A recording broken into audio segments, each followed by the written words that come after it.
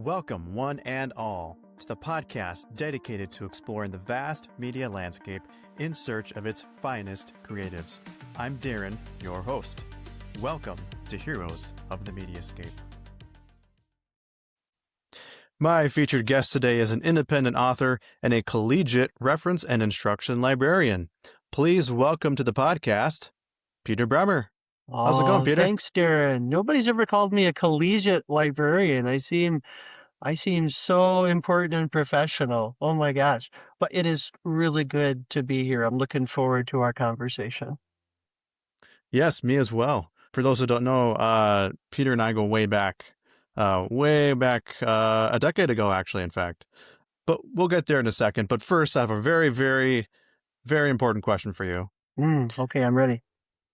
What makes Terry Gilliam your favorite film director? Do I like Terry Gilliam? Oh, I do. Yeah. No, I do. I do like Terry Gilliam. I would say because he's a visionary filmmaker. So it's like, he's like one of those directors, right? Like Coppola or Spielberg or whatever, fill in the blank, where you want to go to their movie because it's a Gilliam movie or a Coppola movie, right? So you're getting something special. You're just not getting a cookie cutter kind of a movie, right? And nobody else does a movie like Terry Gilliam, right? I mean, for some people that's not a great thing, and for other people like me, it's usually a wonderful thing. He dabbles in the fantastical. He takes a lot of chances. He can be very absurd with what he does. He can poke fun at a lot of different people and ideas. I think even though he can be a little silly, there's a real serious kind of underpinning to what he does. So yeah, I don't know.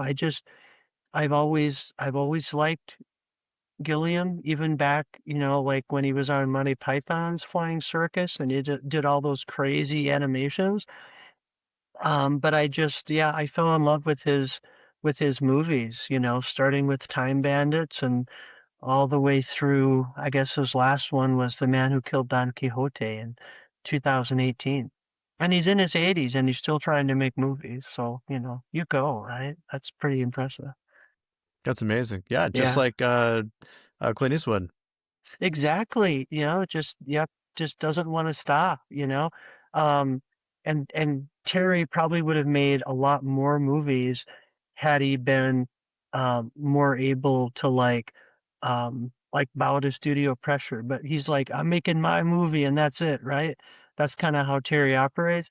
And so sometimes studios kind of give him the cold shoulder sometimes, but he's made a lot of really great movies, right? It's like Brazil, definitely comes to mind. Fisher King, 12 Monkeys.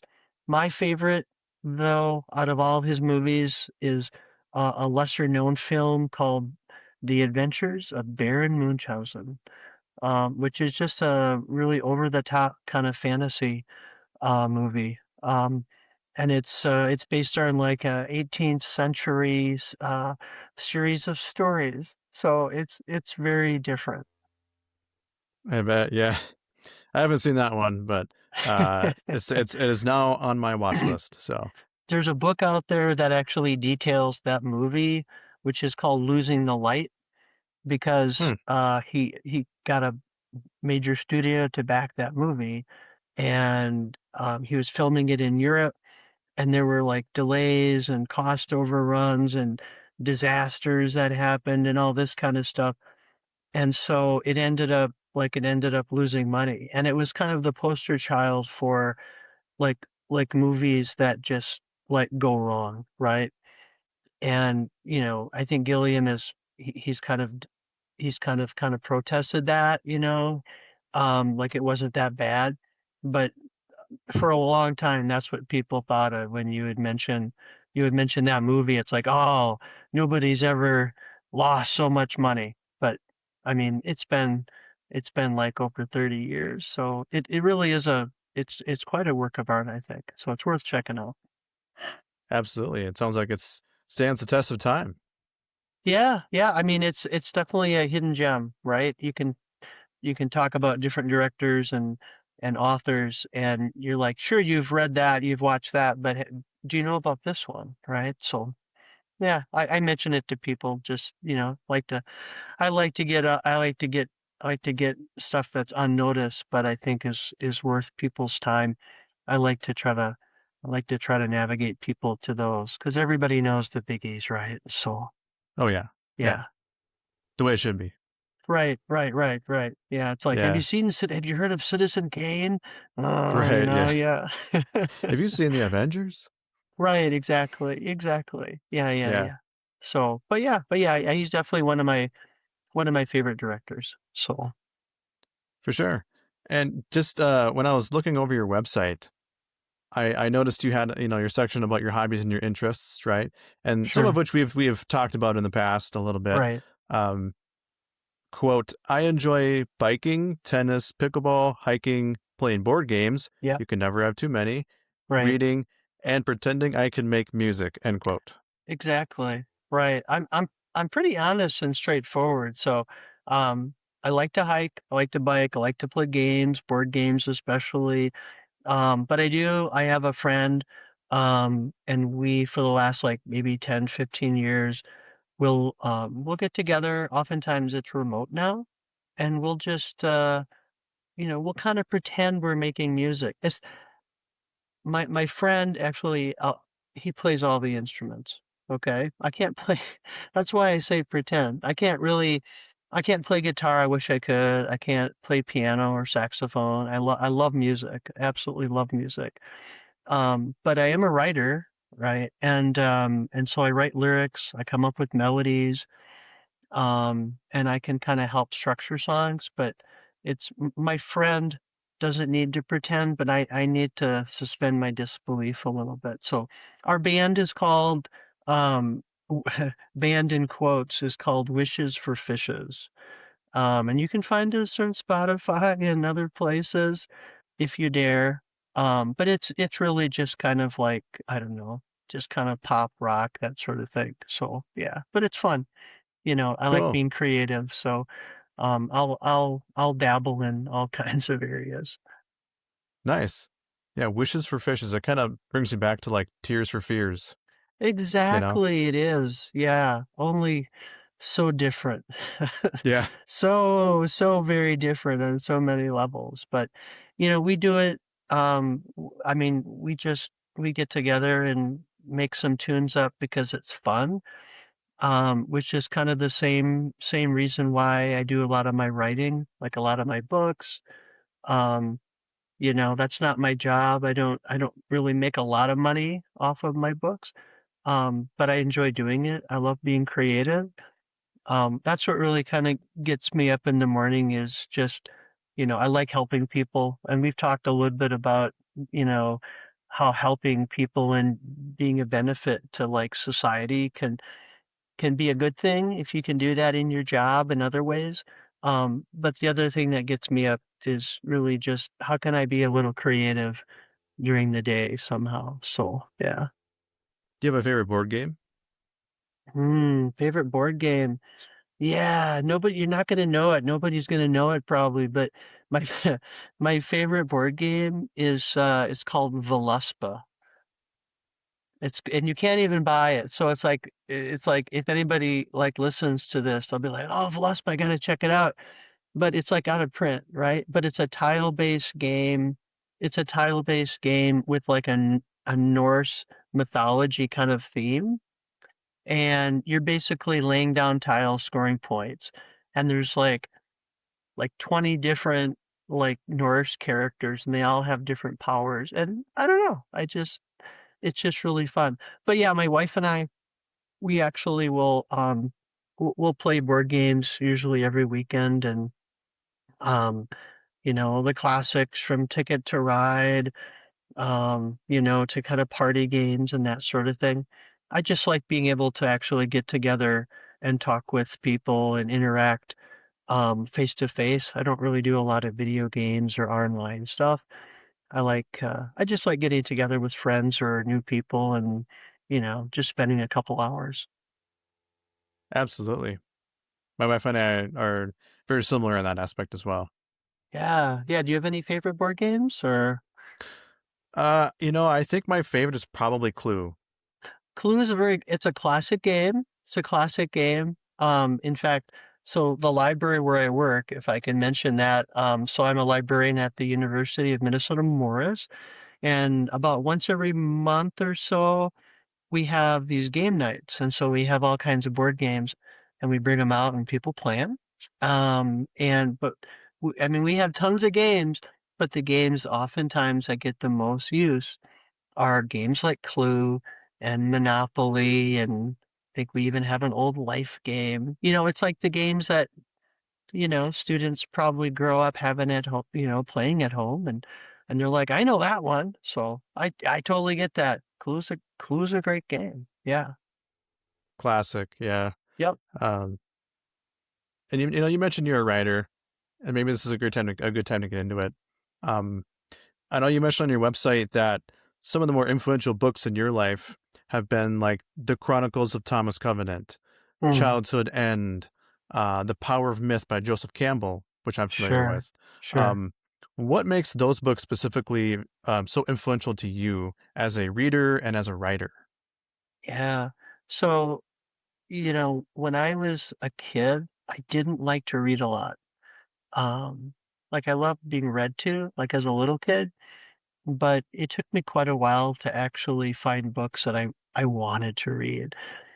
And Childhood's End, I think I was in middle school, was probably one of the first books that really turned me on to reading. And Childhood's End is a science fiction novel. I think it was written like in the 1950s by Arthur C. Clarke.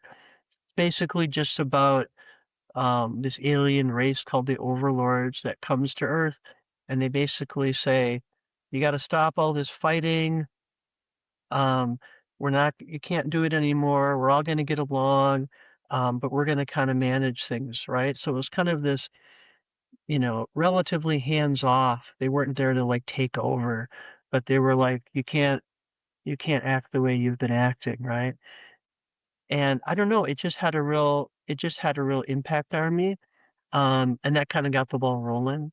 And then, a little bit later, I ran across other science fiction and fantasy books because that was my wheelhouse. Everybody has a wheelhouse that they tend to gravitate towards, and that was just mine, right? And yeah, you mentioned the Chronicles of Thomas Covenant. It's a fantasy series by Stephen R. Donaldson.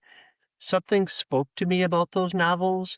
It's about this guy who um he's a leper, right? And so he has this incurable disease and he ends up stumbling in front of a police car and you know he thinks, well, this is it. That's my life. But then he wakes up and he's in this different alternative kind of reality, this place called the land, where he's all healed and he's kind of the savior. People look to him to like, to save their world, right?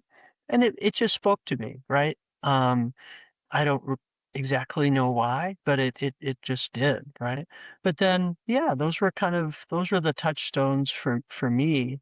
And then I kind of went on and explored, other parts of those genres and I like all kinds of writing now. I mean, I don't just read fantasy and science fiction, but I almost always go back to it. It doesn't take it doesn't take that long. Um, I started a fantasy science fiction book club in my town here in Morris, and, yeah, we get together every other month and talk about, a book, in one of those genres. So, yeah, I don't know, some people think that fantasy and science fiction is just escapism and that it maybe can be vacuous. I think that's a pretty outdated term if you really or an outdated kind of notion, because if you look at some of the really interesting and thought-provoking books that authors are writing these days and have been writing for for decades, um, it's I mean, you can hold those up to any of the classic, literary books in my opinion, right? I mean, there's good, fantasy and science fiction, there's great science fiction and fantasy, there's kinda not so good, there's derivative fantasy and science fiction, but there's also great mysteries, there's also mystery books that aren't so great, there's straight fiction that's like, "Oh, it's not that." I mean, so I think for a long time, fantasy and science fiction, they were kind of, looked down upon, and I think that's changing, sort of like I know you have a love for superheroes and movies and that kinda thing, a little bit, Just a um, little bit.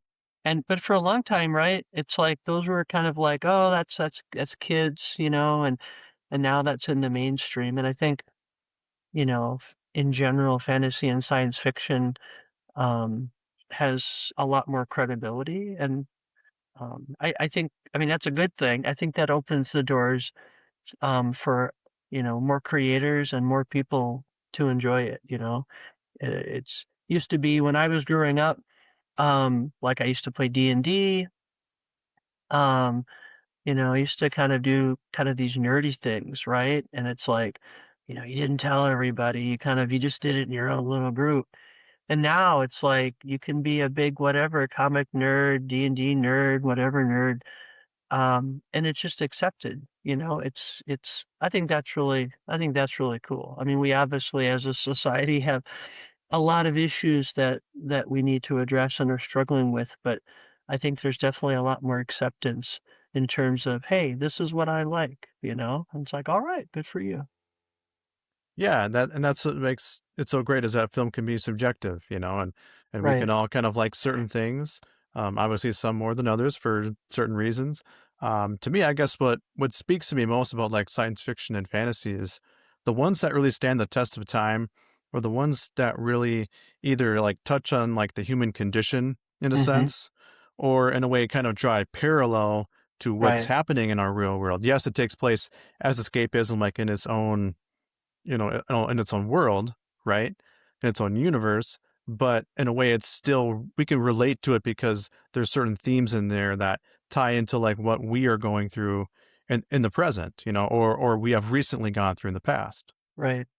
Yeah. you I know. mean, Stephen Donaldson, I mentioned before, he's his kind of aim in writing is to explore what it means to be human, right? Um, and I think the best literature, the best films, the best music, kind of they kind of help us explore as individuals, like what does it mean to be human? Because I mean that's what we're all doing. We're like, who am I? What does it mean? Why am I here? Love, death, all that stuff, right? So I think that's what great works of art will do. But they can also entertain, right? You can have both, right? So they're not mutually exclusive. Absolutely. And I know you mentioned The Power of Myth by Joseph Campbell, who's famous for like the hero's journey, right? Right, um I know George Lucas has mentioned in the past that his original trilogy of Star Wars, and I guess you could say the prequel trilogy as well, but his Star Wars movies in general were like heavily based on Joseph Campbell's philosophy in terms of the hero's journey. And I right. know you're a big Star Wars guy, right? I like Star Wars. Yeah, yeah. I mean the 4, 5, and 6 probably more than some of the others. But yeah, no, yeah, Star Wars made a huge impact on me. Yeah, and I Lucas was heavily influenced by Joseph Campbell and that hero's journey. Kind of the idea that there are there are heroes and these heroic stories that have been told through different cultures over time, um, but they have these shared experiences, right? Heroes go on a journey and certain things happen in kind of these different stages. And I think, yeah, he definitely took some of those ideas and you can, my wife and I have taught a course, we called it Myth from the Page to the Stage, at our university where we used Star Wars, as kind of a template for showing the hero's journey, right? Because that's been mapped out pretty well. So yeah. And when I was a kid, I was, let's see, how old was I? 12 years old when I saw Star Wars: A New Hope when it first came out in the movie theater. And I didn't know anything about Joseph Campbell, but there was definitely something about that movie that was elevating. Like the special effects were cool. We'd never seen anything like it. Um, but there was something else there, right? I think that was one of those movies, one of those stories that was tapping into something bigger and deeper. It's like even as a kid, when Luke is he's trying to destroy that Death Star, and he's he's has his computer on, and he's trying to decide, if he should hit it or not. He hears that voice, and his mentor is saying, just let it go, right? So there was this like spiritual component to it, which I think only resonates more now with all the technology we have with AI and everything else. There's something more than just like our machines and our technology. Um, and that's part of exploring what it means to be human. Like I don't know exactly what that is. I'm not a hugely religious person, but I'm very spiritual. And so that's always kind of fascinated me. Yeah, for me, like when I was growing up, it was Harry Potter. Yeah, Those movies are coming out, the books are coming out. right. It was the rage, and I would when the new book came out, I would always me and my sister and my mom, we would always take turns reading it, and um, watching the movies endless times, still do. Right. That was my Yeah, um, hero's journey per se when I was growing up. I right. could relate to Harry, I could relate to those characters, and um, just the world building was just incredible. And Yeah. I know J.K. Rowling kind of gets a some flack online in a general these days. Um, Maybe justifiably so, depends who you ask. But Mm, yeah, to me, it doesn't take away from my enjoyment of the series. So yeah. I gotta say, I was a little jealous because I was a librarian at the time those books were coming out, and I would have some of my elementary kids asking for them, and that kind of thing. And I thought, how cool is it to have these books coming out kind of mirroring your own journey, right? It's like the characters are growing up as you're growing up. It's like you're maturing as these characters are maturing. And I just thought, that's just so incredible to be able to be to be there while these books are coming out. It's just magical. Yeah, but I know what you're saying, about some of the criticism of Rowling. And yeah, I mean, we don't need to dive into that. I think some of that is valid. And I have talked to some people, some students where that really affects their enjoyment of it, of the books, right? Or the movies. But that all comes down to how, you know, can you, and everybody's different, can you divorce the person, the creator, from the art they've created, right? And that's kind of an individual thing, right? I mean, for some people, it's like you can talk about Woody Allen, right? And it's like, definitely it's made some great movies, very talented director, but with some of the controversies surrounding him, that can be that can be a no-go. It's like I can't see those movies anymore. And for other people, they're like, well, I'm not crazy about what that person did, and I have major problems with that or whatever, but they can still enjoy the art. And I mean, that's an individual decision, I think. It's everybody has their own lines that they draw, I guess.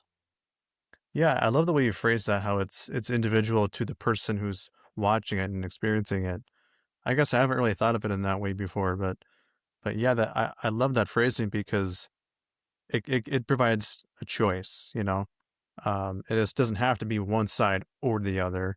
You know, yeah, I love that. That's awesome. That's great. I think, as a culture, we become, I think hopefully we're getting better in terms of our sensitivities, and we're educating ourselves, right, about different cultures and about, just different experiences, right? And, you know, privilege and all that sort of thing. I mean, over the last 10, 20 years, there's been such a wonderful explosion of just, multicultural fantasy, especially, but also science fiction in those genres. And it really opened up, I think, different worlds. So it's not just this European kind of, kind of fantasy, right? There's obviously so much more. And then different readers with different backgrounds can see themselves, in those stories, and I think that's really important. But I think equally so, there's stories that now may seem a little dated. Like I grew up, like kind of the 70s and 80s, and I read some of those stories, and yeah, you know, time moves on and things don't always age great. But there's still a lot of good literature that was created, fantasy and science fiction in those time periods.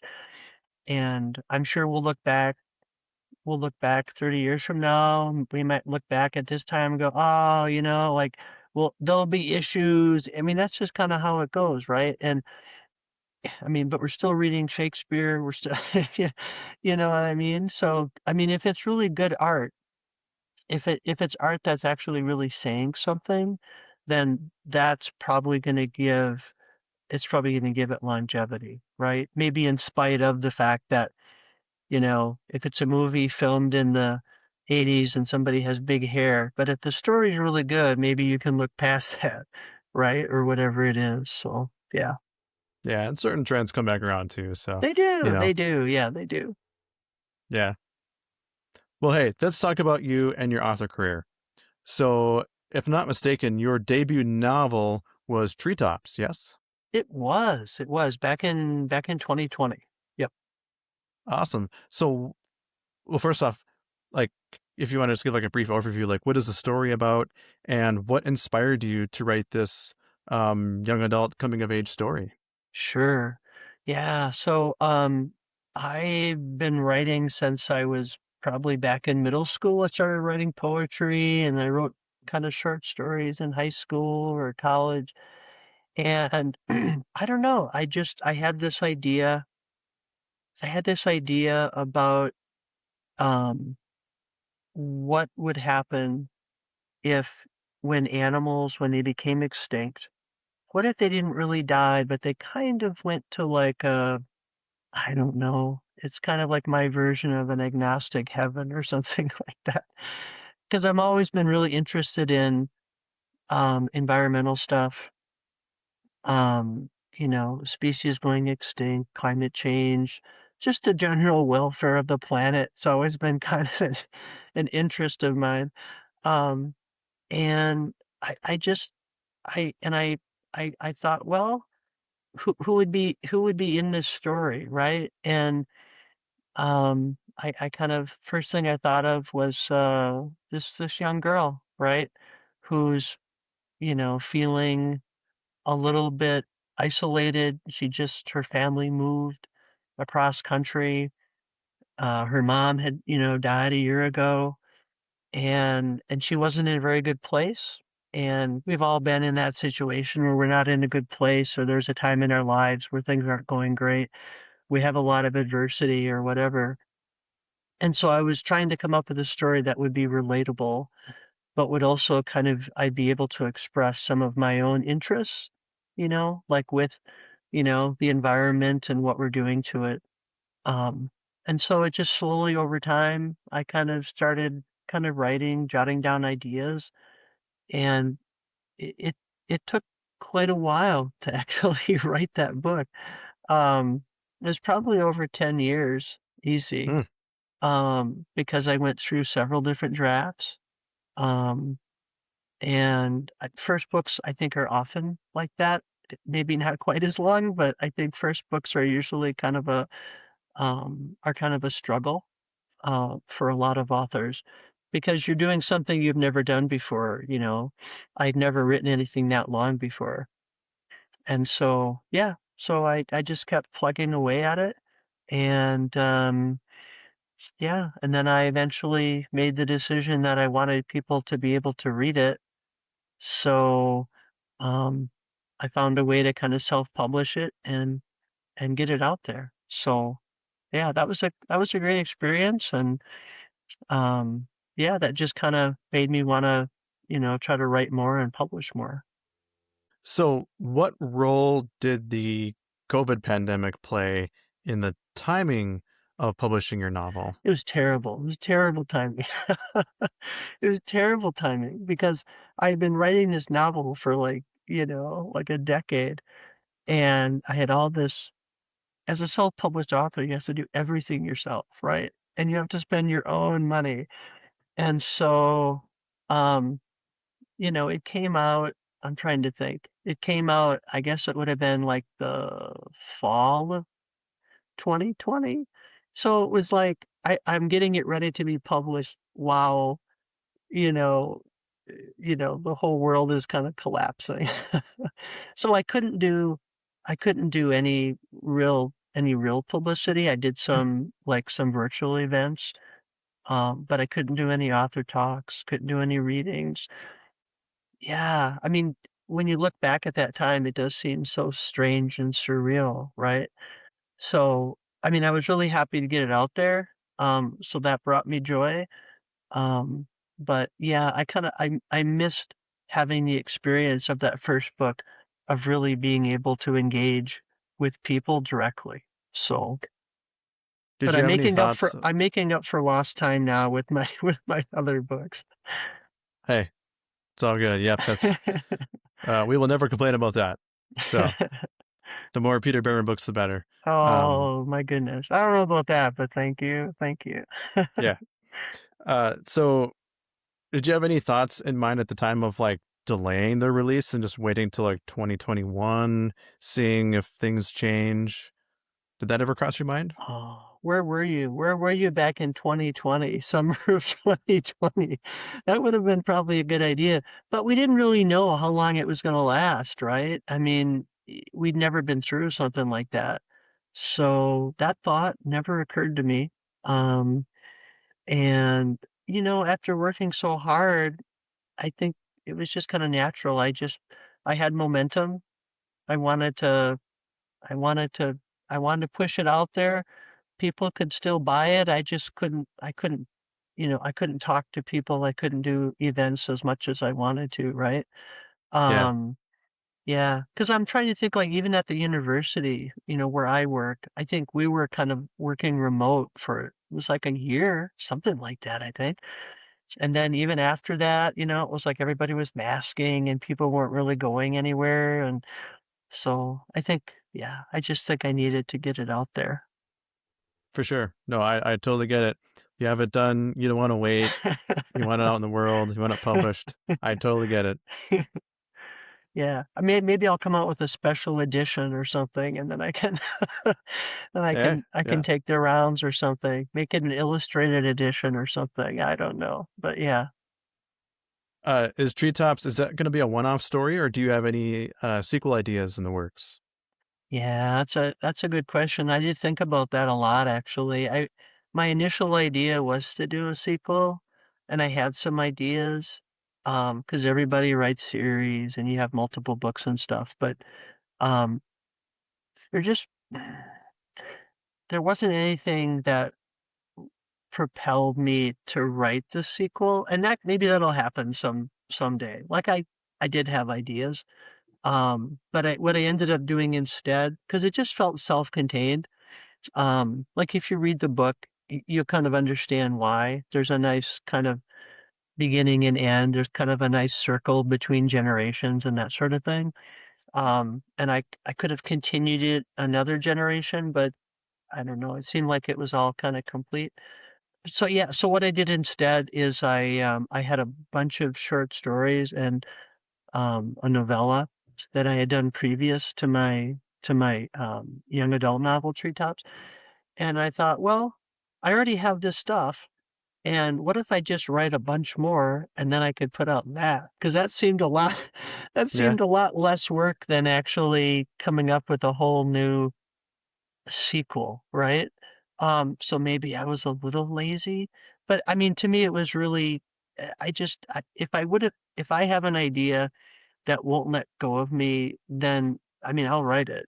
I mean, that's when I know I need to write something or I need to do something creative if the idea really doesn't kind of let me go. Um, and so I ended up doing that. The short story collection is called The Forever Stone and Other Tales. And there's 2 novellas. There's probably, gosh, I don't know, maybe a dozen, 15 short stories and some poems. Um, and so it's some stuff that I'd written previous to my first novel, and then there's a bunch of stuff that I wrote after. So it's about half and half. So it's not like I was just dredging up, old stuff. None of that stuff was really old. It wasn't like, oh, here's some stuff from high school that I did, right? It was stuff that I was all really proud of. In fact, I mean, I wrote a lot. I wrote a lot when I was younger, and there was stories that I really wanted to get out there, that I felt proud of, and I might have cleaned them up a little bit. That's only natural over time. You're like, oh, I do this a little bit differently. But yeah, I took the ones that I thought I really wanted to show the world, and I put those in that collection. So yeah, I'm really proud of that collection. Um, and I was actually able to get out there and do some events, do some festivals, some book festivals. Um, and that was a really good experience. That's kind of the experience that I didn't get to have with Treetops. Um, I mean, Treetops was great. It'll always be my first book. Like, I did send out Treetops for a couple awards, and it actually got an award from, I think it's the Imaginarium Convention, which happens, like, I think it's, like, down in Kentucky or something. Um, yeah, I was happy to get some recognition for that. And I was actually, this is a funny story.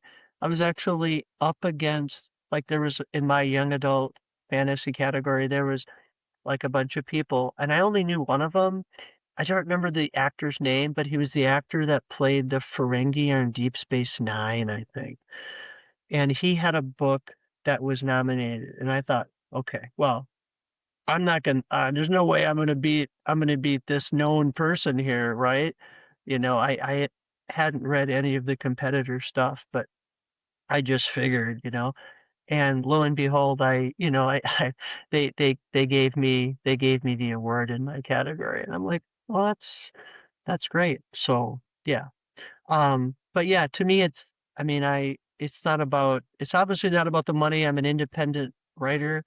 It's not about the awards. I mean, it's um, any writer or creative person will tell you that. I mean, you have to create for yourself. You can't do it for some external reason. I mean, those can be great if somebody likes your stuff or whatever. But you need to be creating for you. It has to come from inside you.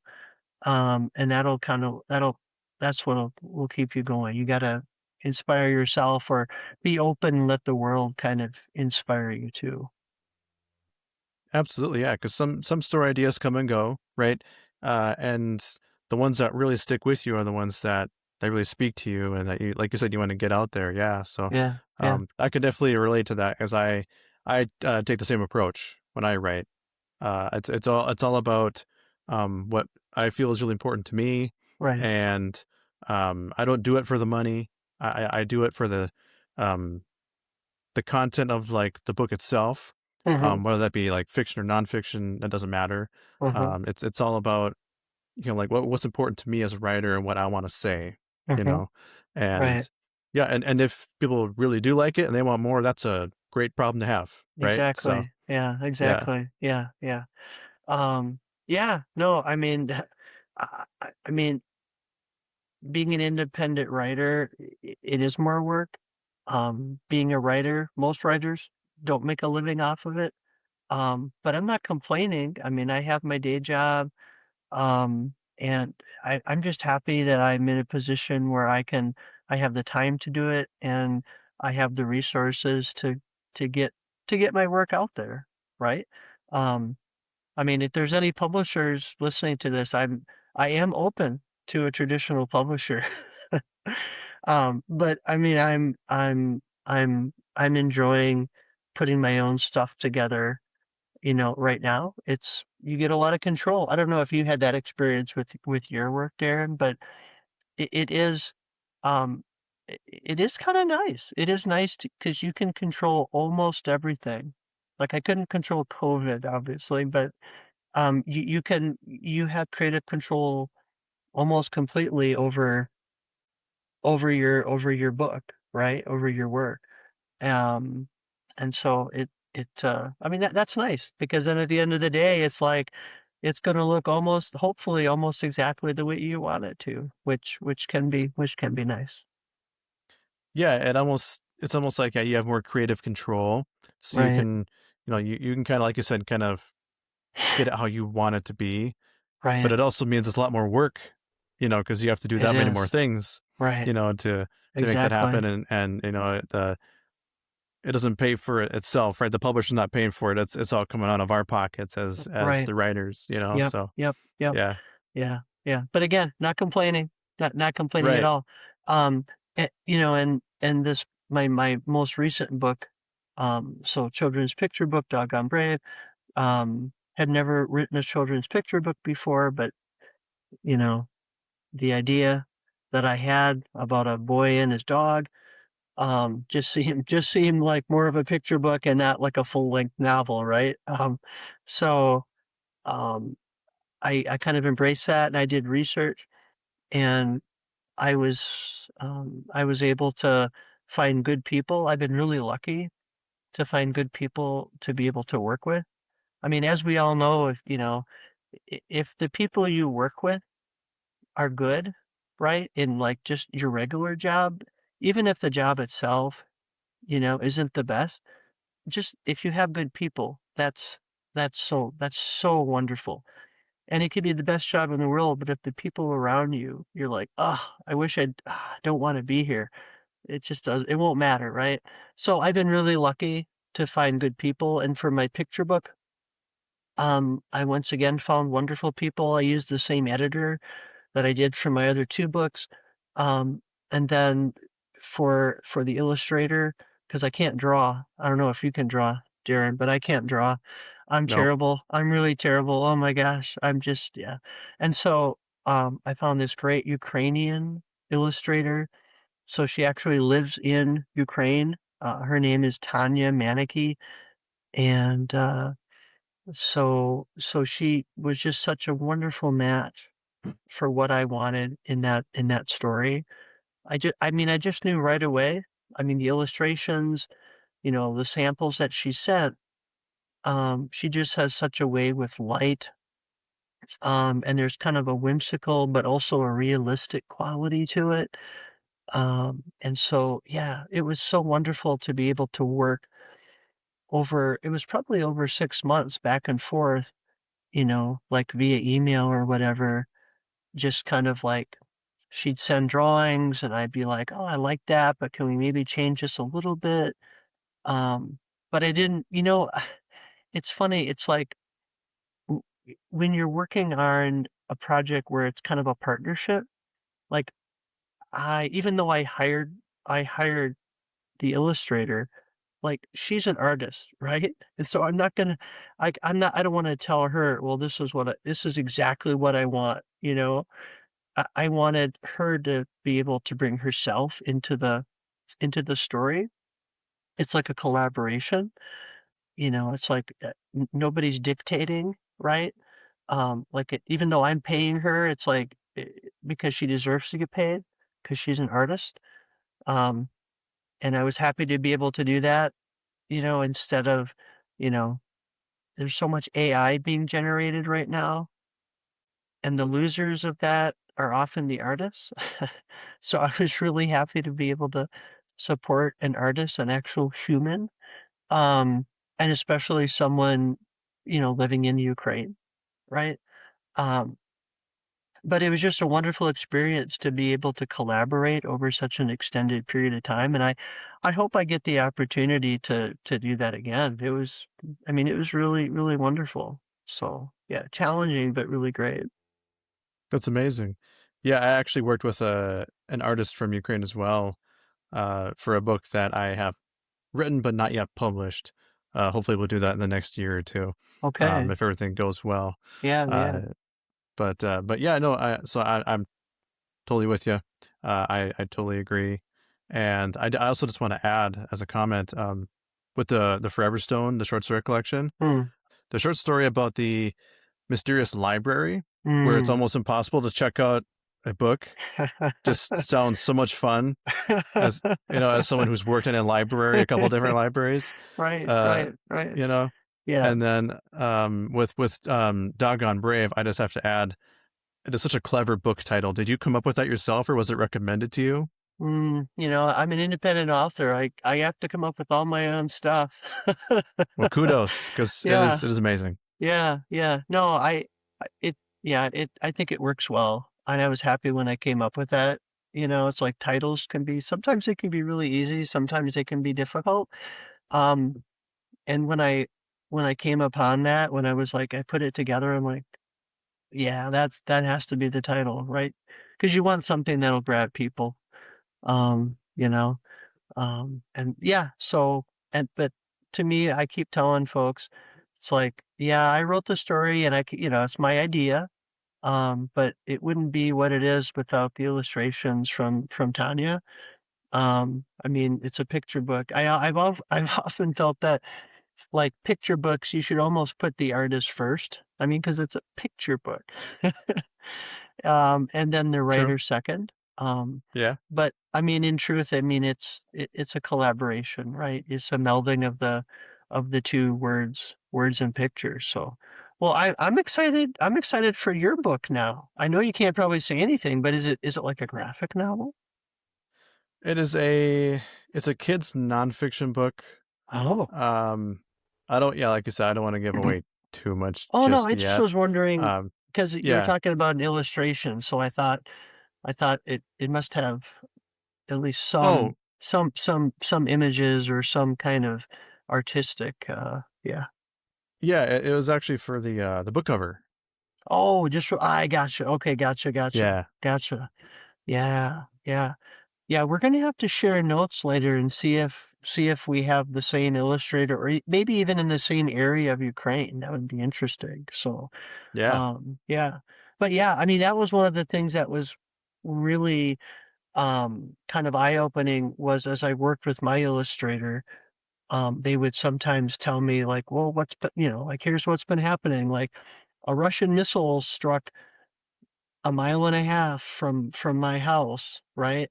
Um, and it's a little unreal to take in that somebody is living under those circumstances, month after month, year after year, while they work on, you know, my picture book, my kid book, right?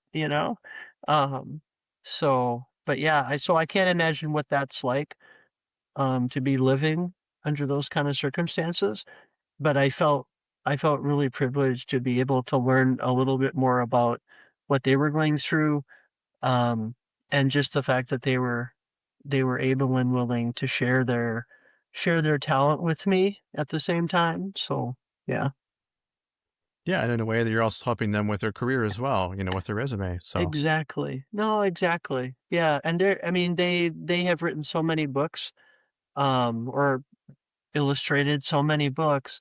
I was fortunate to work with them. I think then probably probably the other way around. But yeah, yeah, it's really fun for me as a creative person to be able to have those kind of collaborations because when you're just writing, it's pretty solitary, and so I really got spoiled being able to work with an illustrator because for me, it's not just the cover, it's throughout the book, every other page is an illustration. So, that was really fun. Yeah. So with your writing process, do you prefer Oh, to write in the morning or the evening? I don't really have a time, you know? I just I think when I was in college or before or before life gets a little more complicated after you kinda leave your high school or college environment, I probably, I had more free time. I could just kind of, "Oh, I'll write tonight," or, "I'll write in the afternoon." Um, I've never been I've never really had I always write from, 6 until 9 in the morning and go to work or, I don't have any kids, but I know, for some authors, it's like, "Okay, well, after I put the kids down to sleep, I'm gonna write from" you know, 9 to 12, and you because you have to carve out time.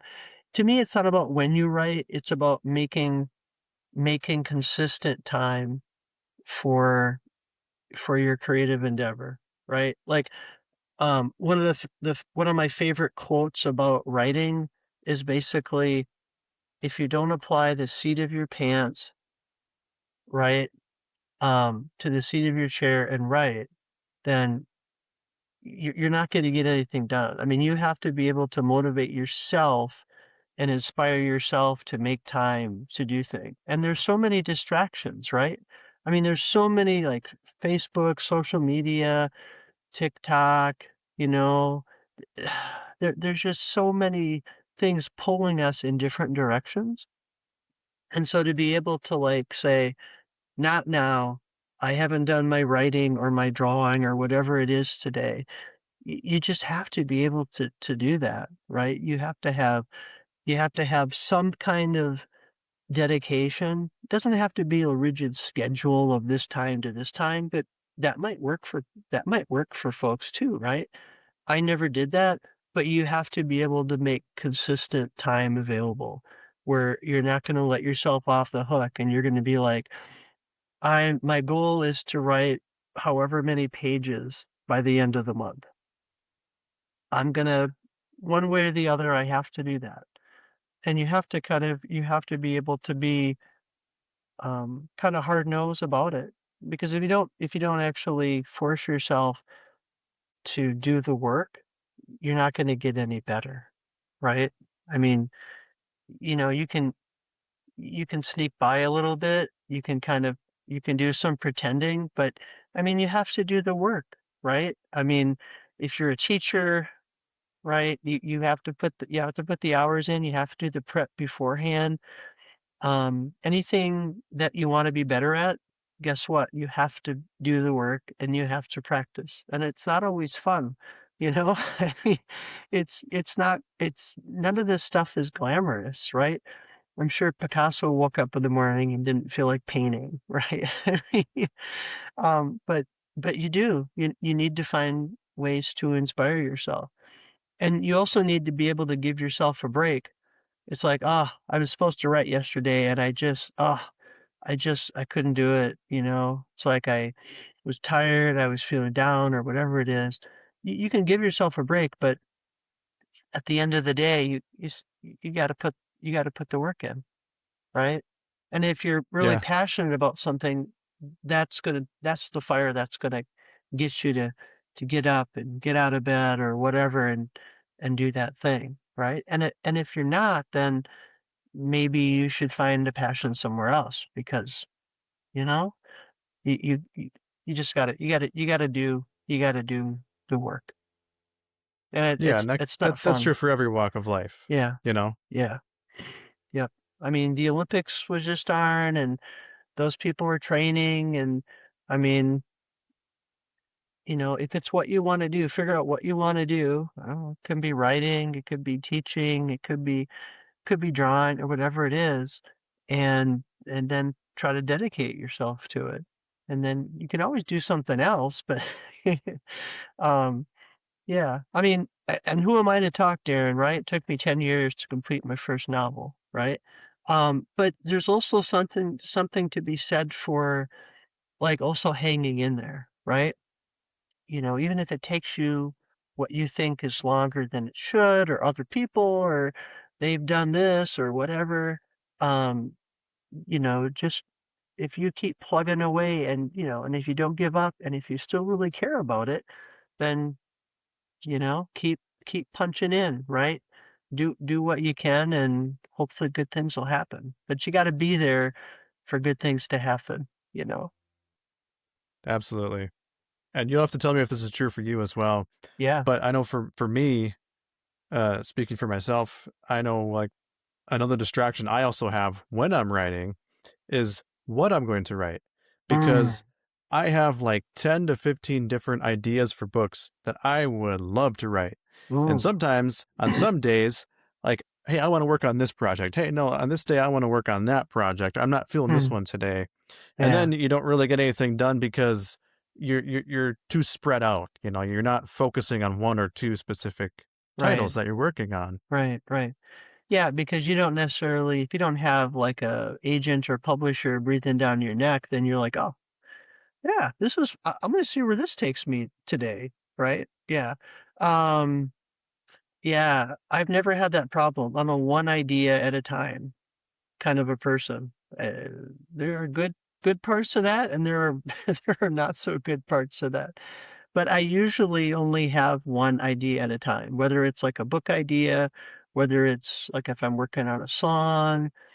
Um, that's just kind of how my brain works. It's like even now, like my newest book has been out for, I don't know, it's like 3 or 4 months or something, and like, I don't really have any solid ideas. Like, I've started to think about it, but, like, it's not like there's, like, 5 other ideas that are knocking on the door because, "Okay, you're done with that one. Now come on, it's our turn." Um, I yeah, I a and I know I'll get other ideas. Like, I'm not too worried about that.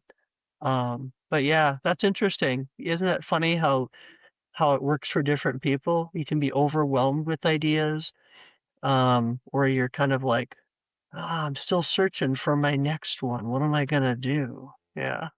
Yeah, exactly. Yeah. Yeah, yeah.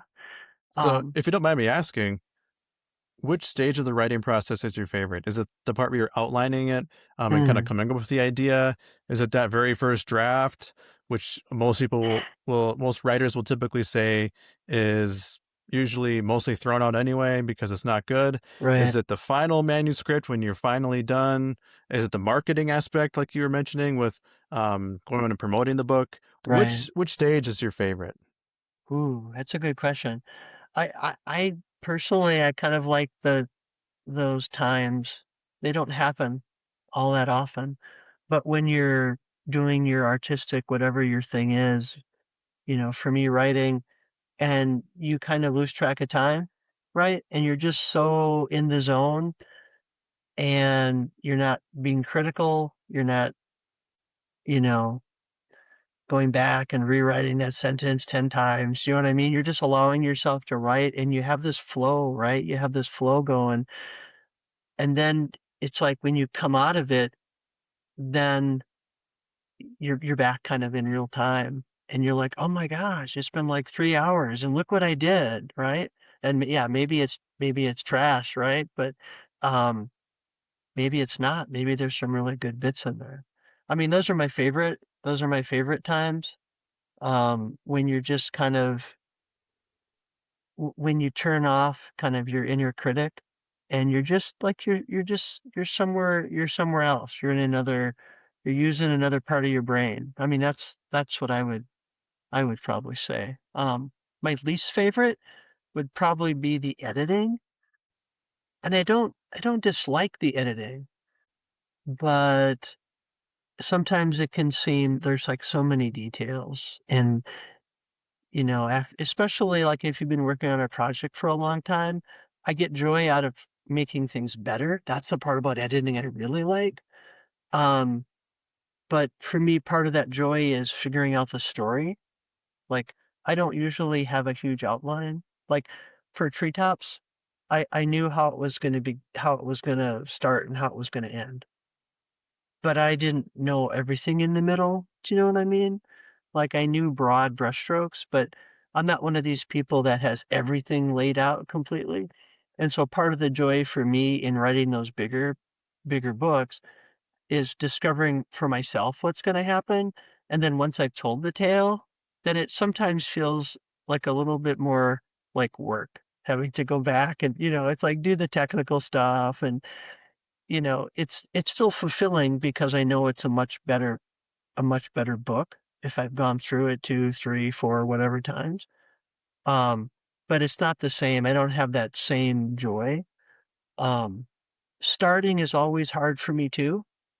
Like, if it's a blank page and I have an idea and I'm like, "Well, there's, like, a bunch of different ways I could start this," you know? Or what character do I want to be the main POV or whatever it is? Because there are lots of different ways you can approach something. But once I get over that hurdle, then I'm kinda going, and I do pretty well. But yeah. Yeah, those would be kinda my favorite parts and other parts that aren't maybe quite as fun.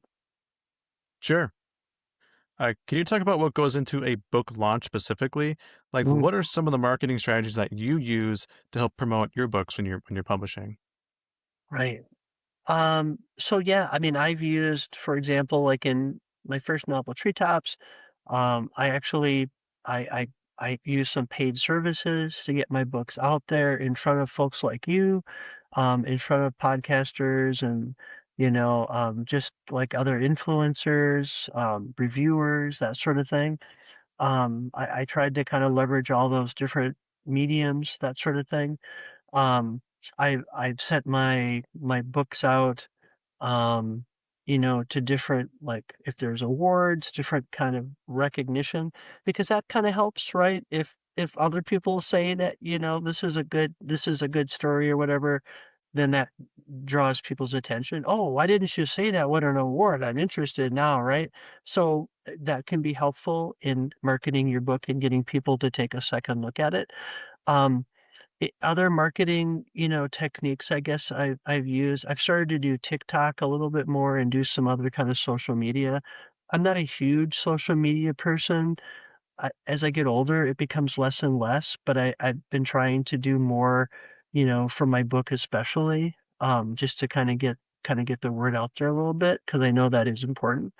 Um, I'll do radio, like I did a radio interview earlier today with a station about 45 minutes away because I'm going to be doing a reading kind of in their neck of the woods.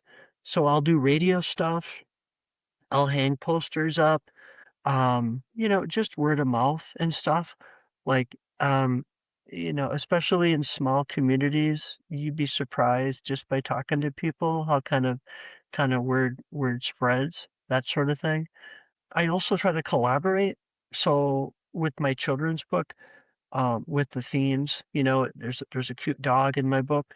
And so anytime I do a reading or a book signing, I'll approach the local humane society and I'll say, "Hey, I'm an author, local author, and, I have this book. I'm doing this signing. Would you want to co-sponsor?" And then to kind of entice it, I'll be like, "And I'll give you a portion of the proceeds to your organization." And, they almost always say yes. And I'm really happy to work with them. We have a comic book shop that you may remember in my town. And, I did a signing there a couple weeks ago, and we had one of the local shelter dogs. Actually, somebody brought this dog in, and so, there's a dog, I'm signing books, right? And people are petting the dog, and then at the end of the day, I can give a little financial support to these local organizations. So, yeah, I don't know. It's like just kind of I try a bunch of different things. I try to be creative as much as I can.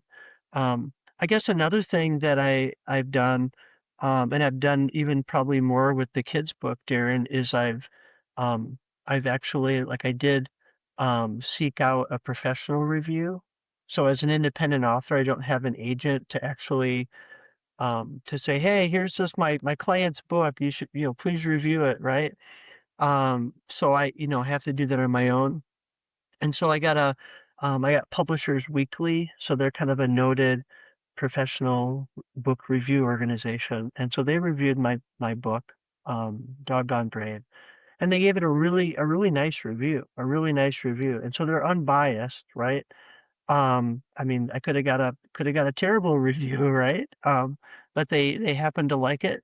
And so that I can use that review in my marketing and my publicity, and it's on my website, and it's something that I can tell people, right? It's like, hey, you know, you don't have to believe me. It's like, I like my book, surprise, but here's this other professional organization, and they thought it was really good, right? So I do stuff like that. I've also advertised my books um, in Publishers Weekly. They have an independent kind of section of their publication called Book Life, I think it is. And so I've actually paid to get my book in there, so people, librarians and bookstore owners, can actually run across it. So yeah, I try stuff, but it's all time, and it's all a lot of it's money, right? But at the end of the day, I want people to know about my book, right? But I wouldn't have to, right? There are a lot of writers that never publish and a lot of writers that do publish, but then are like, it's out there. If people, they'll tell their friends and neighbors and relatives, and that's cool too. I mean, there's it's all good. But yeah, I like I said, I would like to get my book in people's hands if I can. Not to really make money. That's fine. That's great. But I just it's for me, it's all about making connections, right? It's just about making connections and hearing from people. It's like, oh, like, what did you think? Or, I can't tell you how many times just in the last few months with this new book, I've had people say, "Oh, I'm so excited to give it to my little nephew or my niece or my kid or whatever," And I'm like, and it kind of took me aback, I'm like, "Oh, so you're going to be reading my book to your kid at bedtime tonight, right?" I mean, that's pretty awesome. That's pretty awesome. So, yeah, and I've actually had feedback from some parents. Like, there was one parent who's a professor at the university where I work. Um, I'll give you a hint. It has a big M. But anyway, um, they came up to me like a day or two later after having bought the book or whatever, and he said, "Oh, my son has a question for you." I'm like, "Oh, what is it?"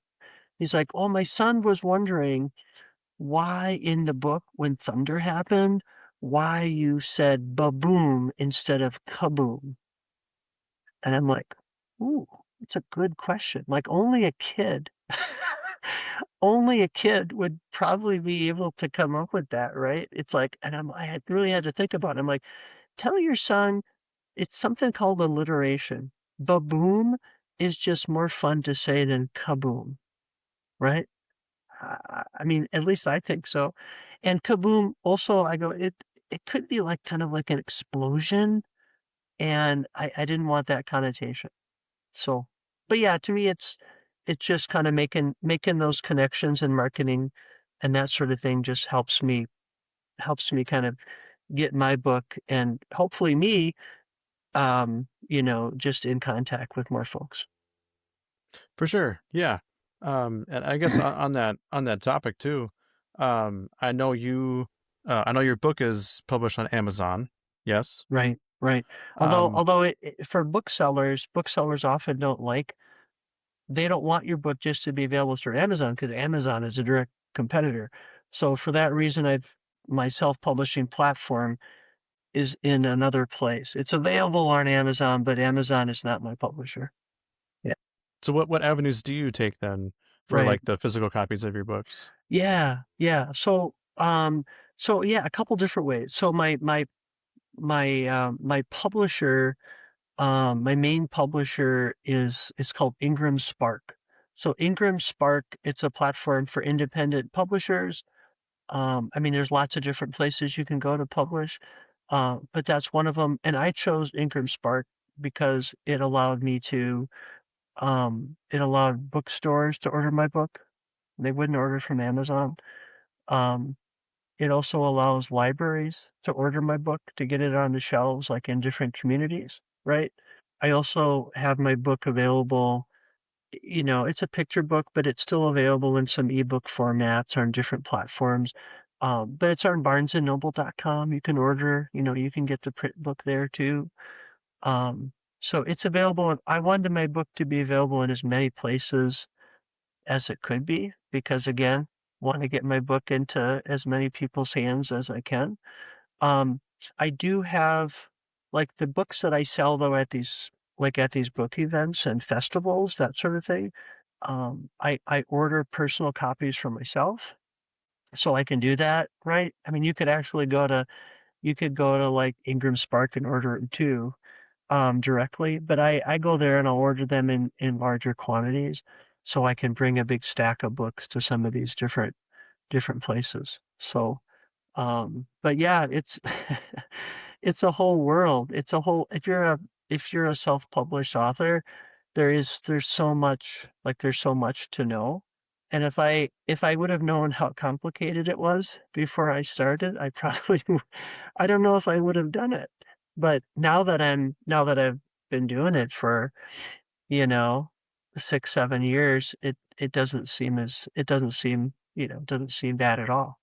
But there's always a learning curve with anything new. So, yeah.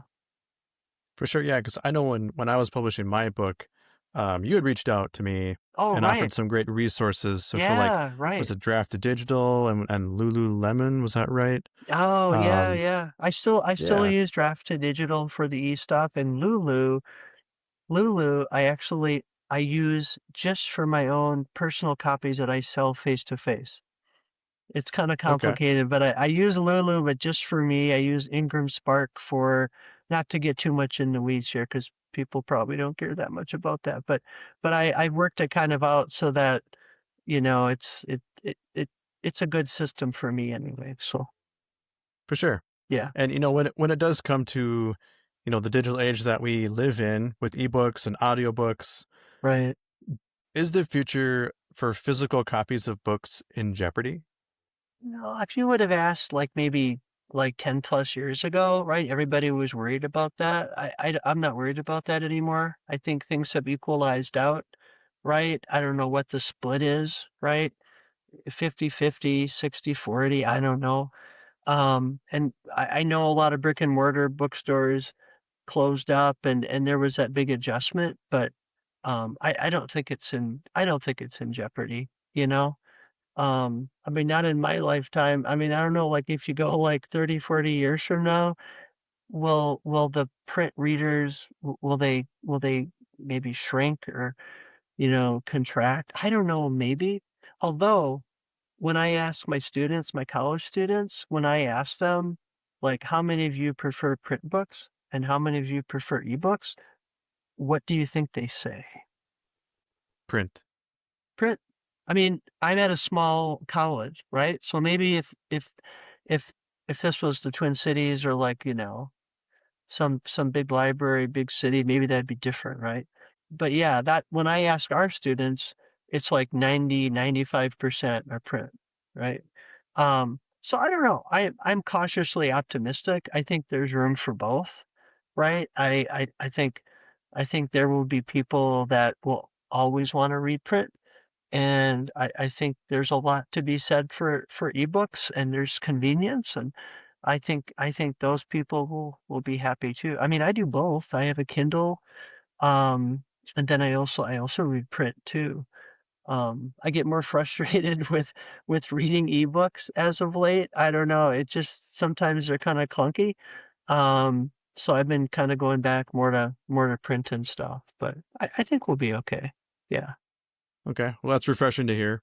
And part of, I guess, why I asked that was because, like for example, I think of physical media as a whole in terms of like, well, like movies, like DVDs, Blu-rays, CDs, for music.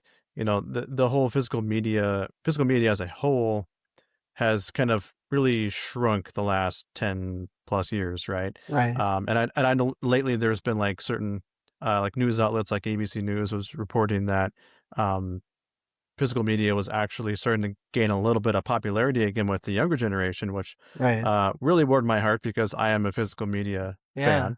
So I so always prefer the physical copy, all you right. know. All right. So do you have like albums or CDs, cassettes? Like what do you have for music, for example? A little bit of both. Okay. I mean I grew up with CDs. Right.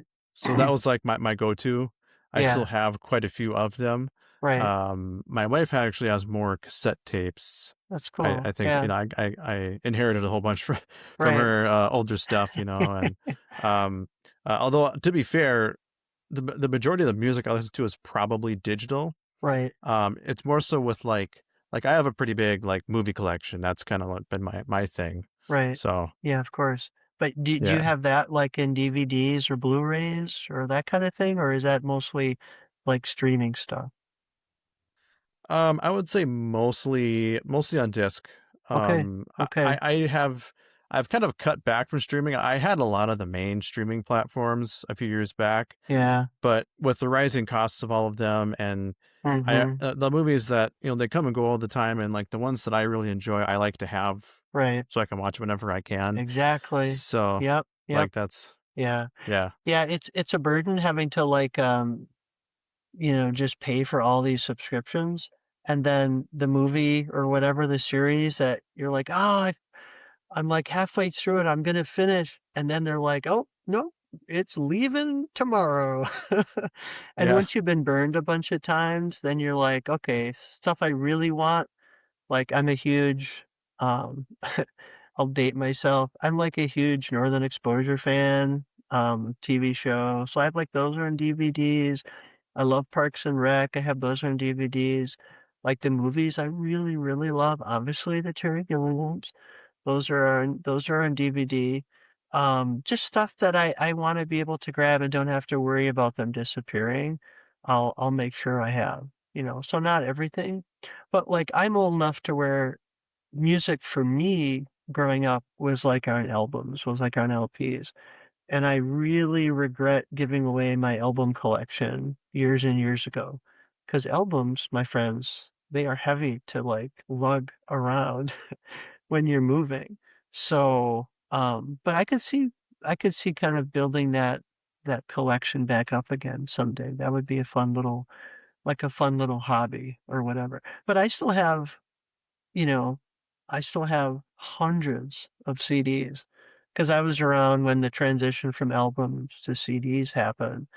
And so I got into CDs big time, but I kept them all, because and here's the thing, right?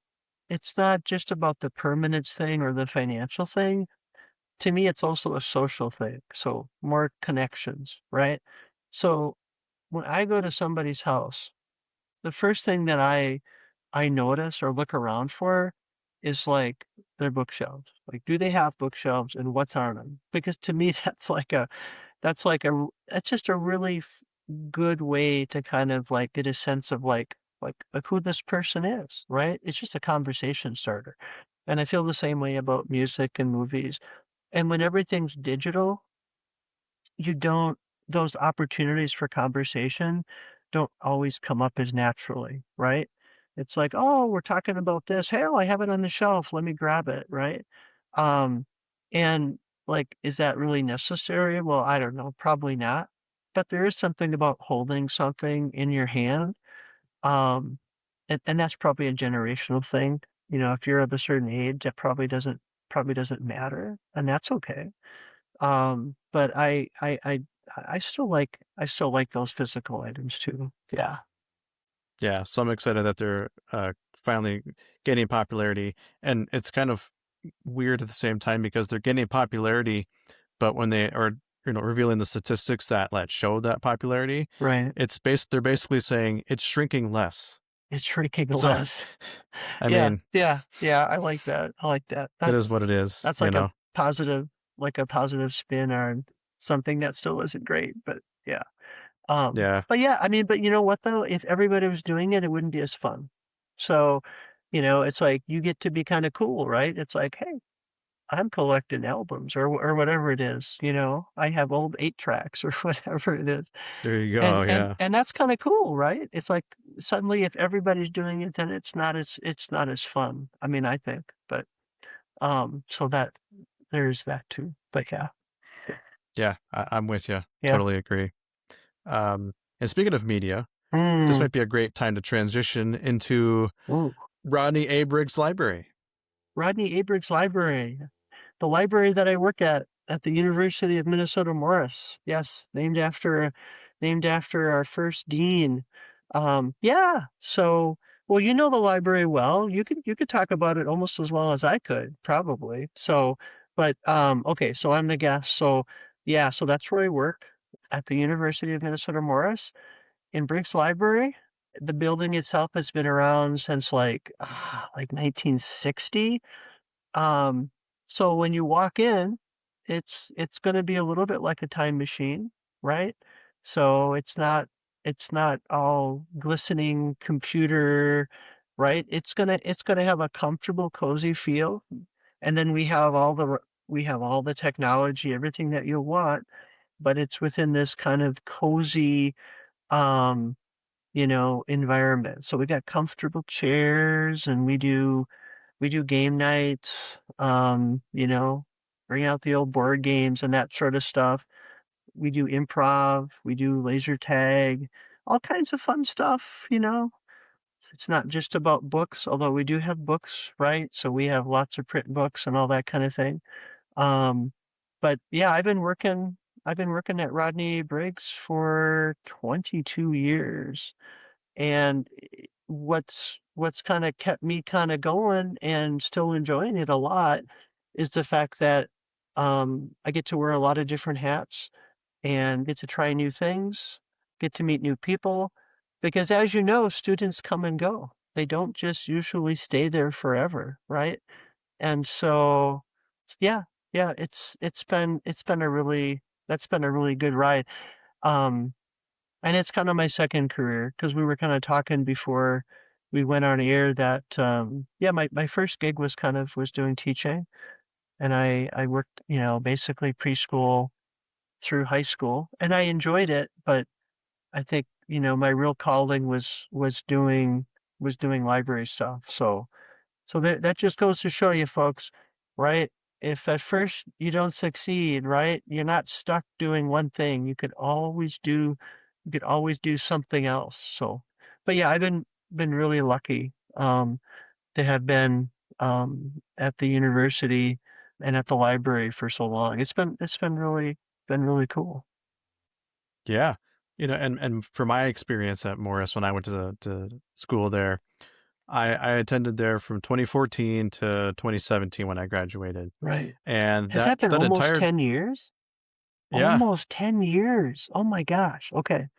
I know, yeah, it's Yeah, it's yeah. it's weird to think about. It's so weird to think about. Yeah. Um But I but look, I but I worked look at the same, right? Do I look the same? Oh, absolutely, yeah. You have an age today. Oh, thanks. Thank you. Yeah, but one of my favorite uh I guess memories, but just my when I look back at my time at Morris, Right. I always look back so fondly on the time when I worked at Right. Briggs Library, Mm-hmm. working with you, working with Renee, Right. Leanne, Right. uh, the whole crew, and a really good friend of mine, Andy. Mm-hmm. I don't know if you remember Andy, who also worked at the desk there Mm. at the time. I mean, he was in my wedding, Oh, so like, so these were connections you made through the library and through school, right? And they yeah, probably carry forward to this day, right? Yeah. Yeah. absolutely, yeah, Yeah. Yeah. yeah. But I will say though, it was always a blast. Like when you were at the desk across from us, Right. and like when I'd be there working, and we could just We could chat just about talk. We could just, whatever. yes, yes. And we still do that. I still do that.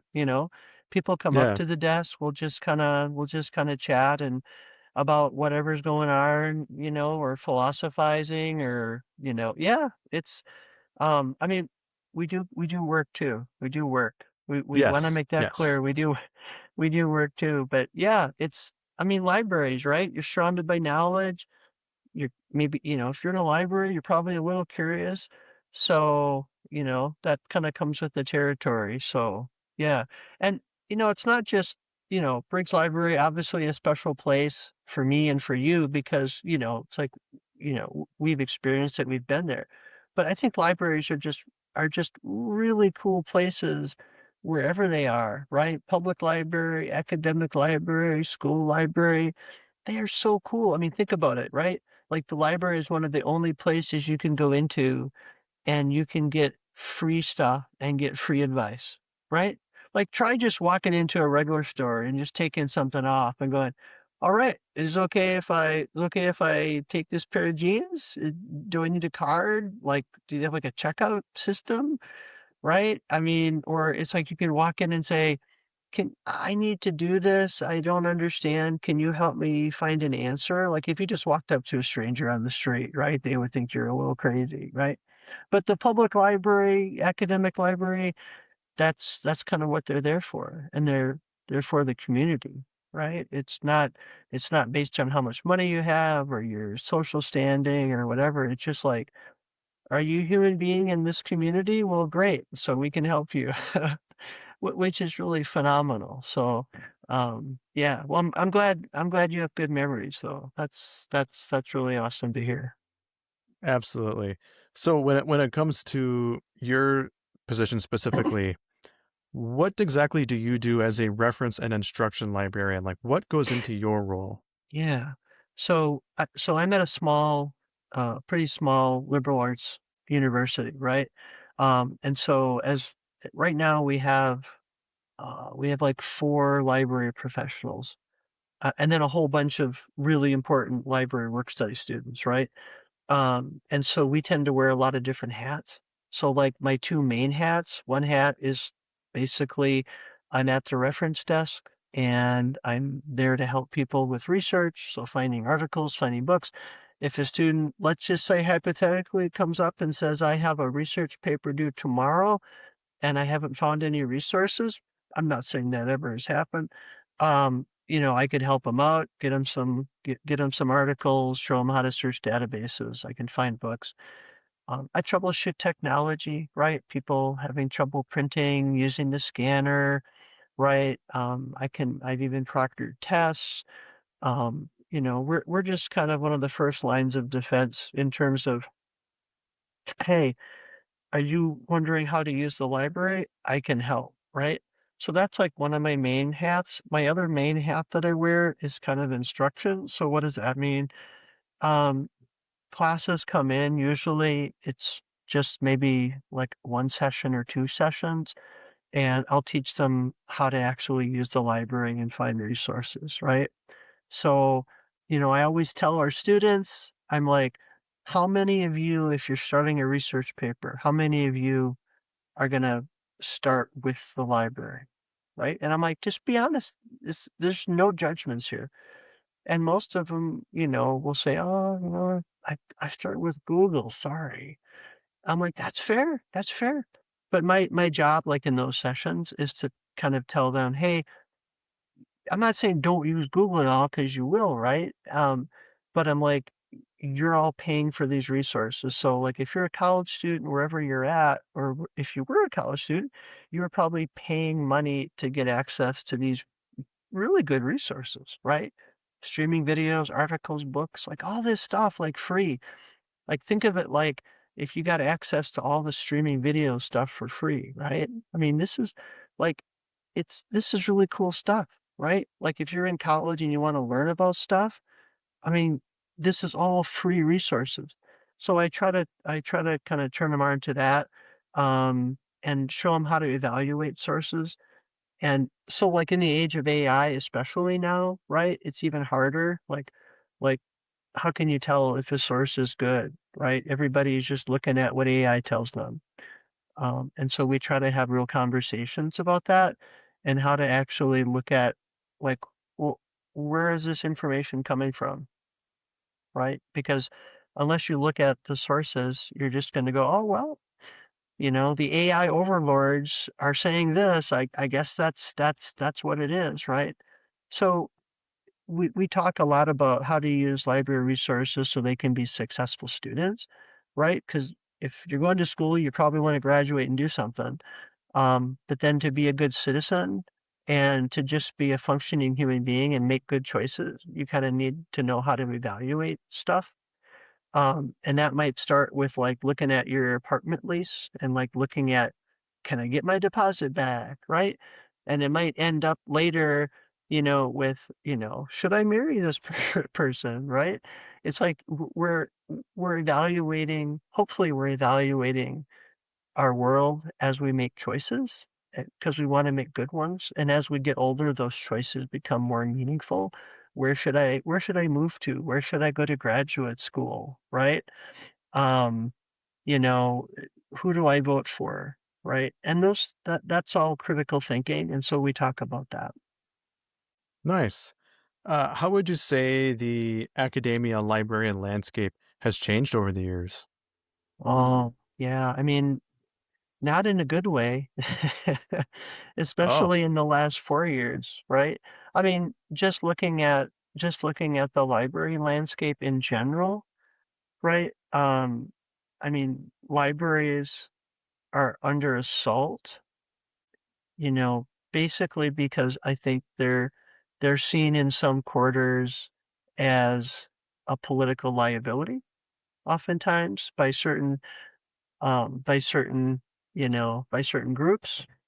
Um, and public libraries, the good ones, want to make sure that their community members actually have the books and the information they need, right? Libraries should reflect their community. And some of those books and resources can be controversial for some people, right? So your LGBTQ community should be reflected in those libraries. Immigrants should be reflected in those libraries. All facets of the community should be reflected. So if you like to hunt, you should you should find something in the library about that, right? But the whole community should be reflected in there. And right now there's an assault on public libraries to kind of take out the things that some people find offensive, right, or don't agree with. And I think that's a real problem for a civil society, right? Because, we should be able to live with each other and support each other's needs without having to ban books and without having to, um, force librarians out of their jobs or cut funding. And that stuff is all happening. I mean, it's happening everywhere, it's happened in my area here, right? Um, like in public libraries. Academic libraries are a little more insulated, but public libraries and school libraries are often the front line, and they always have been, right? When you hear about book bannings, it's almost always in a public library or school library, right? And it usually involves kids. That's the tension point, right? People, well, my kid's not ready for that, right? Or, you know, that has this content and I don't think any kid should have that, right? So that's always been the tension point, but it's just been ratcheted up quite a bit in this very divisive kind of political world we're living in.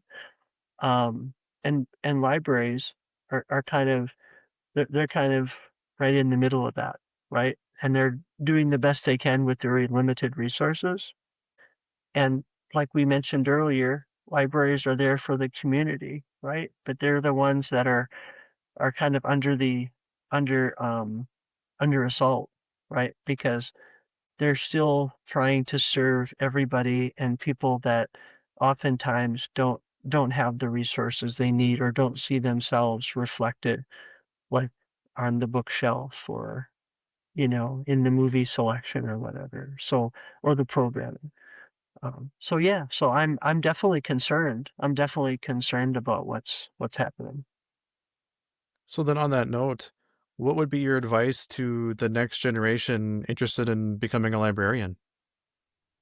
Well, I mean, I guess if you are interested in maybe becoming a librarian and doing that kind of public service, I would start by talking to a librarian, talk to somebody who's working in a library and find out more about it, right?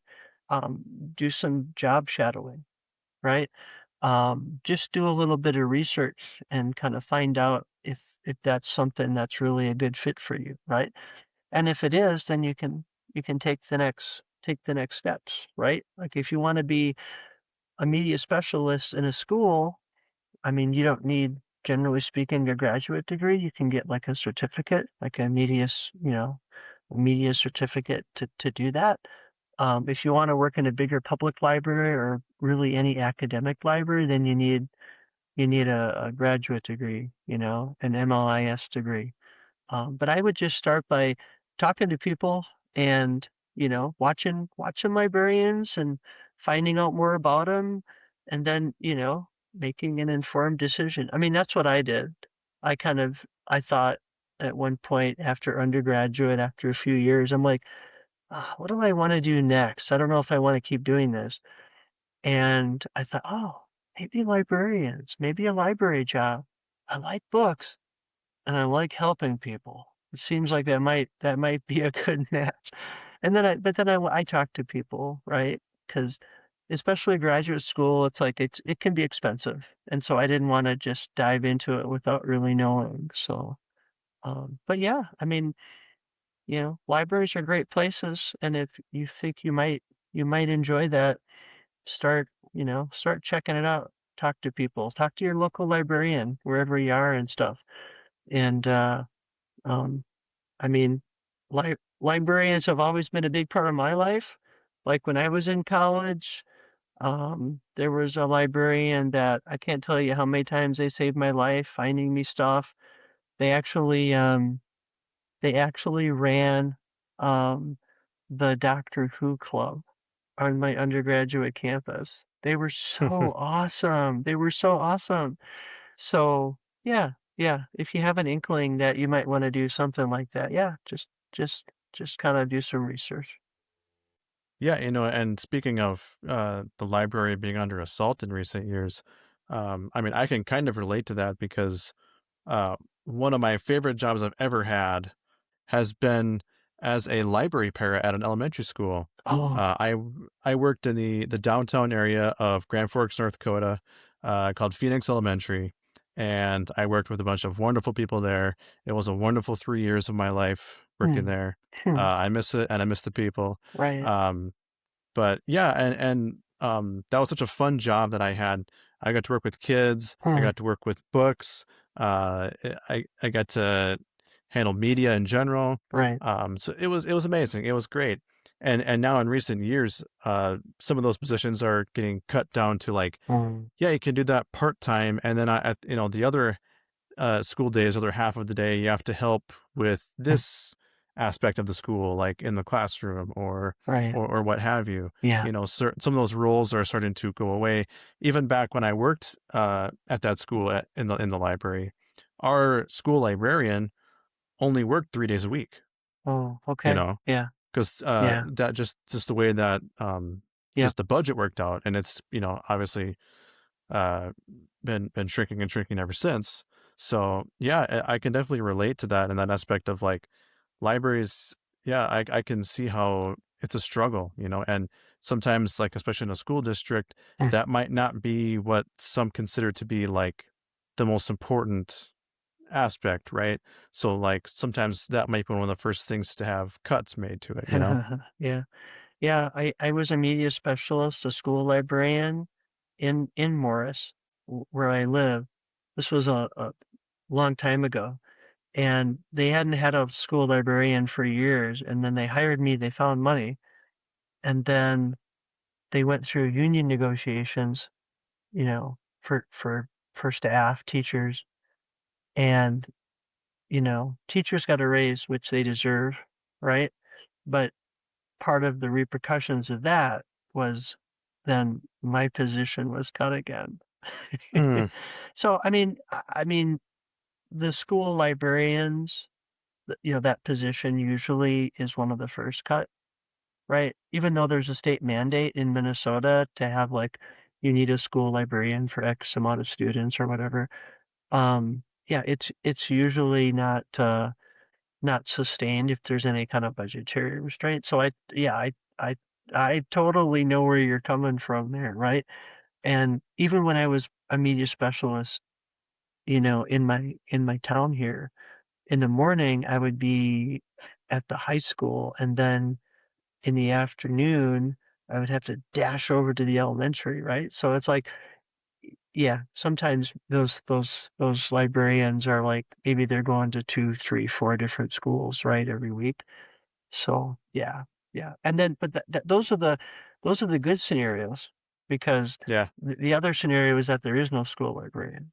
So, yeah, yeah, exactly. Yeah, yeah, right, yeah, yeah. And after I worked in that library, I went on to work in Title I for a couple of years, okay. um, and then that position was eliminated due to budget cuts. Oh, So, geez, okay, you know, yeah, yeah. it's So it's like just so I can relate to that as there's well. no it's like, yeah, it feels like there's no safe space, right? Yeah, but Yeah, I think that's part of it. It's the less emphasis we put as a society on public good, the less valuable these jobs are, right?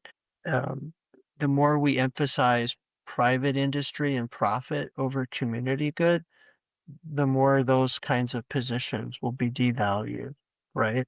So, and that's not even taking into account some of the political motivations behind, some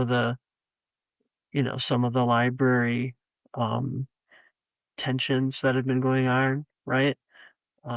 But yeah, but it's still good work.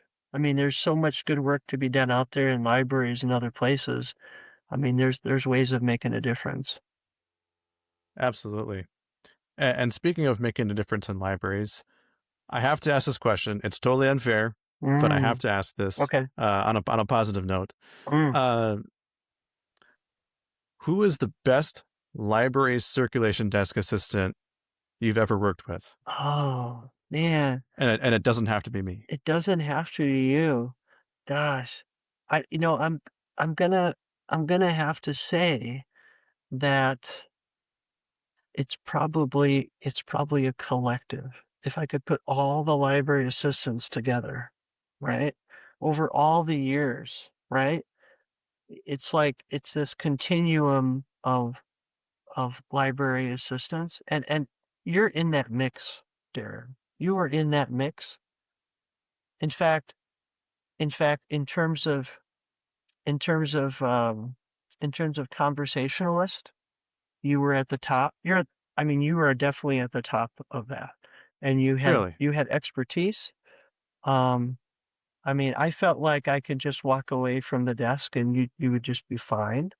You know, you knew what you were doing, right? So, who do you think? I'm gonna turn it right back at you then. Who do you think was the best librarian Ooh. at Brace Library? Mm. Yeah, who do Best you think? Who do you librarian. think that could? Who do you think that could be? I don't know, I but feel like I'm gonna get in trouble if I don't say you. no, no, no, no. I mean, I think I think you just have to you just have to speak truth. No, sure, yeah, and it is very tough because I really enjoyed working with you. I really enjoyed working with Leanne. I really enjoyed working with Renee. What was Jane there then? Yeah, I think Jane was there. Yeah, Yeah, yeah, yeah. Jane and was that's there it's tough too. too because There's a some of lot the of competition. Yeah, some of the staff I wasn't really around very much, right, right. and that I think, um, but there's nobody that I didn't get along with. Like everyone Yeah, was always great to talk to. yeah. You know, Yeah, well, I mean, and I was kind of facetious before a little bit, but it really is like a community. You know what I mean? It's not like, I mean, the library can only function, an organization can only function with all of its parts, like, working together. And that's like, I mean, I think that's what a good library does, right? You have at all those different positions, you have people that care and are trying to do their best. I mean, that's all we're really trying to do, right? Yeah. We're kidding around, but it's not really a contest, it's just really, Right. we have a shared mission, right? It's like we're trying to help, we're trying to help students find stuff and, staff and faculty and that sort of thing. So we're all just doing it together. Yeah. Yeah. And I would even extend that to the U of M Morris as a whole. Right. Like I got to work with some amazing colleagues there. Right. Like William White, Jonas Newhouse, they were really fun to talk to. Yeah. Incredibly smart. Right. Um, Oh yeah, I yeah. They have you been following? I know that they were involved a little bit. They had a record contract at one point. I did not hear that. I must have missed that. Yes, you should. Yeah, look them up. After we're done, I'll try to forward the band name. But I know they were doing creative stuff out in LA and that sort of thing. So, but it's really cool, and I'm sure people, because you've been very successful too, and so I'm sure that there are people that you went to school with. They're like, wow, look at what Darren's doing. That is like so cool. It's fun to cheer people on and go, yeah, she's doing really cool stuff too, right? Yeah. So Yeah, absolutely. Yeah, yeah. And like I worked with Tessa at the front desk. That was a lot of fun. yes, She was great to yes, work with. yes, yes. And even just like even the professors too. Like I had some really great professors. Um, like Dr. Janet Shrunk Erickson and Michael Lackey, Michael Lackey, yep. Dr. Michael Lackey, I In should say. English as well. Uh, Yeah, yeah, yep. yep, So yeah. absolutely. Yeah, no, that's the wonderful thing about making all those connections. And some of those you're gonna keep for your whole life and stuff. Um, but yeah, no, I feel lucky for all those reasons, working with students like you, working with really talented colleagues. It's good. It's really good. So, and I really appreciate you making time for me to come on. I feel like I've talked a lot about me. I suppose that's the whole point of it. But I've had a really great time catching up and talking about libraries and being creative and that sort of thing. So, Yes, absolutely. And if I can, I just have one last question before we go. of course. I ask this question to every guest I have on the show. If there is any message that you want to convey to our viewers and listeners today, no matter which walk of life they Hmm. might come from, or which walk of life they might be in, what would you say? Mm. 3 words. So, just gonna go back to Joseph Campbell. So you can probably guess what those 3 words are, but they would be follow your bliss. Mm, So doesn't mean doing whatever you want to do. It means making your life meaningful for yourself and for others and the world you live in. If you're doing something that gives your life meaning, then that's just going to make everything more enjoyable, and the world around you will probably be a happier place too. Right? yeah. So follow your bliss. It's just 3 little words, but there's so much more there. And you know what? I lied. I have one more question. I deny it. You said no more. Yeah. Where can people find you online if they're looking for your work, looking to follow you in general? Oh, sure. So you can, if you just Google Peter Bremer, right? My result, it should be at the very top, but if it's not, it'll be, it'll be one of the first websites you see. So you can Google me, you'll find my website pretty quickly. I'm on Facebook, I'm on Instagram, I'm on TikTok, but not a ton, like I said. But you can definitely find me easy on Facebook, and you can track me down on my website. And I do have like a contact, so if you want to reach out, you can do that. And I have an appearances page where it'll list where I'm going to be, upcoming readings, book signings, that sort of thing.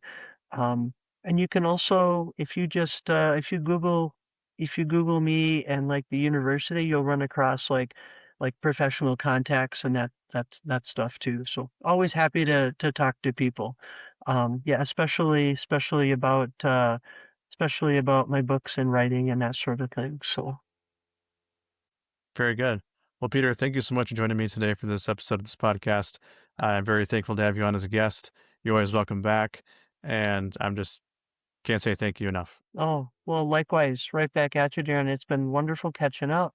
Seems like old times. It's like you're staring at me across from the circulation desk there, and we've just Yep. had just a long, wonderful conversation. So, yeah, I appreciate the time and congratulations on, everything that you've done since graduating and yeah, and I look forward to your next book. So, Thank you. You as well. yeah, thank you.